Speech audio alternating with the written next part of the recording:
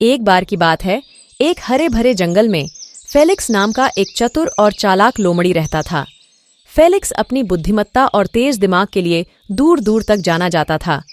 समस्याओं को हल करने और जरूरतमंदों की मदद करने की उसकी क्षमता के कारण जंगल के सभी छोटे और बड़े जानवर उससे प्यार करते थे।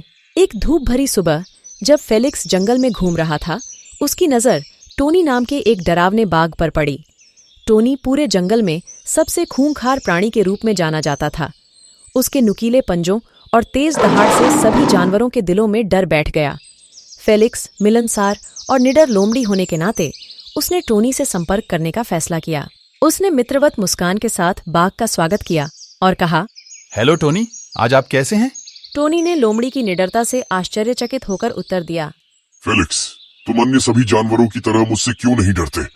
फेलिक्स ने हंसते हुए कहा, ठीक है टोनी, मेरा मानना है कि दुश्मनों की तुलना में दोस्त रखना हमेशा बेहतर होता है।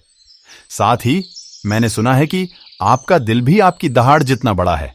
फेलिक्स के दयालु शब्दों से प्रभावित होकर टोनी ने अपनी अभिव्यक्ति नरम कर दी। तुम पहले जानवर हो जो डरे नहीं और भागे नहीं। तुम यहाँ क्यों आए हो फेलिक्स?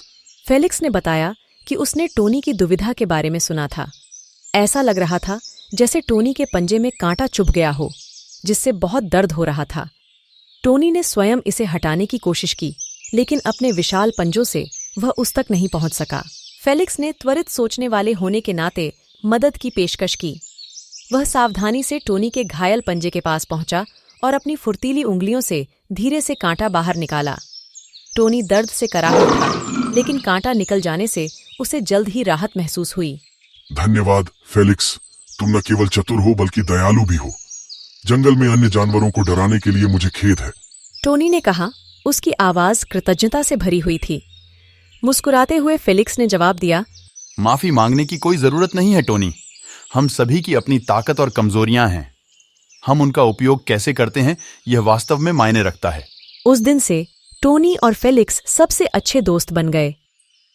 टोनी की डरावनी दहाड़ से अब अन्य जानवरों के दिलों में डर नहीं रहा, क्योंकि वे जानते थे कि उन डरावनी विशेषताओं के पीछे एक सौम्य और दयालु बाघ था। और इसलिए जंगल के बीचों बीच एक चतुर लोमड़ी और एक डरावने बाघ ने दुनिया को दिखाया कि दोस्ती सबसे अप्रत्याशित स्थानों में भी खिल सकती है। उनकी कहानी एक सबक बन गई, जिसने सभी को सिखाया कि दिखावे से नहीं बल्कि कर्मों से परिभाषित होता है कि हम वास्तव में कौन हैं।